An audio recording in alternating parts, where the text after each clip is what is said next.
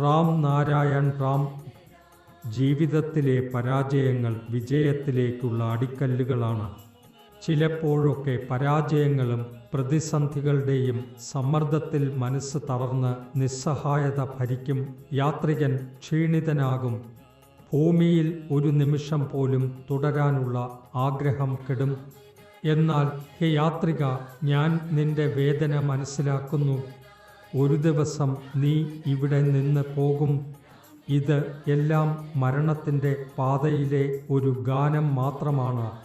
ചെറിയ ചെറിയ ഇടവേളകളിലൂടെ എല്ലാം അവസാനിക്കും.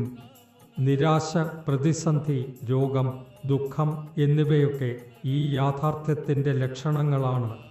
നീ ഇവിടെ നിന്ന് പോകുമെന്ന് നിനക്കറിയാം. അതിനാൽ ചുരുങ്ങിയ മനോഭാവത്തിൻ്റെ വലയത്തിൽ കുടുങ്ങി തുടരുന്നത് ശരിയായ കാര്യമാണോ? ഒരു കപ്പൽ മുങ്ങുമെന്ന് നിശ്ചയമായിരിക്കുക.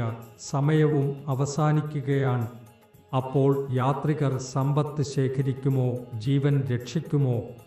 ജീവൻ്റെ മുന്നിൽ സമ്പത്ത് നിസ്സാരമാകും. ആ സമയത്ത് മനസ്സിന് ഉദാരത സ്വീകരിക്കാൻ പ്രത്യേക മാർഗനിർദ്ദേശം ആവശ്യമില്ല. ഉദാരത സ്വാഭാവികമായി ഉയരും.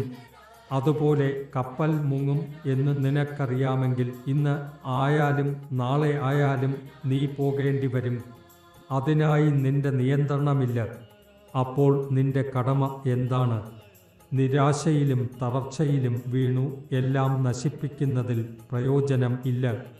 സൃഷ്ടാവൻ നിന്നെ സൃഷ്ടിക്കുകയും നിന്റെ കൈകളിൽ വഴിപാട് നൽകുകയും ചെയ്തു. അതുകൊണ്ട് നീ മുന്നോട്ടു പോകുന്നു. ഈ വഴിപാട് അല്ലെങ്കിൽ സംരക്ഷണം നിന്റെ വഴി എളുപ്പമാക്കും. ഈ വഴിപാട് തന്നെ നിന്റെ ജീവിതത്തിലെ എല്ലാ പ്രയാസങ്ങളും അകറ്റും. കാരണം ഞാൻ ഇതിനകം തന്നെ പറഞ്ഞതുപോലെ നീ മോചിതയായ ആത്മാവാണ്. മോചിതമായ അവസ്ഥയിൽ നിന്നാണ് നീ ഈ ലൗകിക ലോകത്തേക്ക് വന്നത്. വഴിപാട് നിനക്കുണ്ടായിരിക്കുമ്പോൾ ഹേ യാത്രിക, നിന്റെ യാത്ര ആരംഭിക്കൂ. നിന്റെ മോക്ഷമന്ത്രത്തിൻ്റെ പ്രഭാവത്തിൽ എല്ലാ തടസ്സങ്ങളും മേഘങ്ങൾ പോലെ അകറ്റപ്പെടും. ഓരോ ദിവസവും നീ ആജ്ഞാചക്രത്തിൽ ത്രിലയൻ്റെ ഉദയവും അസ്തമനവും സൂര്യനെ കാണും. ജീവിതത്തിൻ്റെ ഉദയവും ഇതുപോലെ തന്നെ നടക്കുന്നു.